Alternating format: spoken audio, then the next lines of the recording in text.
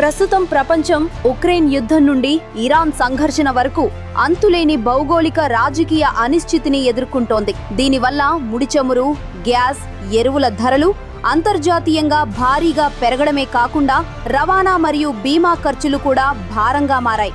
భారతదేశం తన అవసరాల కోసం వీటిని విదేశాల నుండి డాలర్లలో దిగుమతి చేసుకోవాల్సి ఉంటుంది.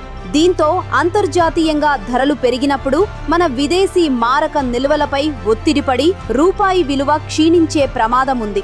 దేశ ఆర్థిక వ్యవస్థను ద్రవ్యోల్బణం నుండి రక్షించటానికి మరియు స్వయం సమృద్ధిని సాధించటానికి పౌరుల భాగస్వామ్యం కోరుతూ ప్రధాని మోదీ గారు కొన్ని విజ్ఞప్తులు చేశారు. అవి ఇంధన పొదుపు, వర్క్ ఫ్రం హోం, అనవసరమైన బంగారు కొనుగోళ్లు తగ్గించటం, విదేశీ పర్యటనల కంటే స్వదేశీ పర్యటనలకు ప్రాధాన్యత ఇవ్వడం, మేడ్ ఇన్ ఇండియా వస్తువులను ప్రోత్సహించటం, ప్రకృతి వ్యవసాయం మరియు సౌర విద్యుత్ వంటి చర్యల ద్వారా విలువైన విదేశీ మారక ద్రవ్యం దేశం దాటి వెళ్లకుండా ఆపవచ్చు. తద్వారా దేశంపై దిగుమతి భారం భారీగా తగ్గుతుంది. ఈ చర్యలను కేవలం పొదుపు కోసం మాత్రమే ప్రధాని మోదీ గారు సూచించలేదు. అంతర్జాతీయ ఒత్తిళ్లలోనూ భారత్ తన సొంత కాళ్లపై నిలబడేలా చేయటానికి వీటిని ప్రతిపాదించారు. మనం చేసే పొదుపు, స్వదేశీ వస్తువుల వాడకం ద్వారా రూపాయి విలువను స్థిరంగా ఉంచవచ్చు. తద్వారా ధరల పెరుగుదలను అరికట్టి భారతదేశాన్ని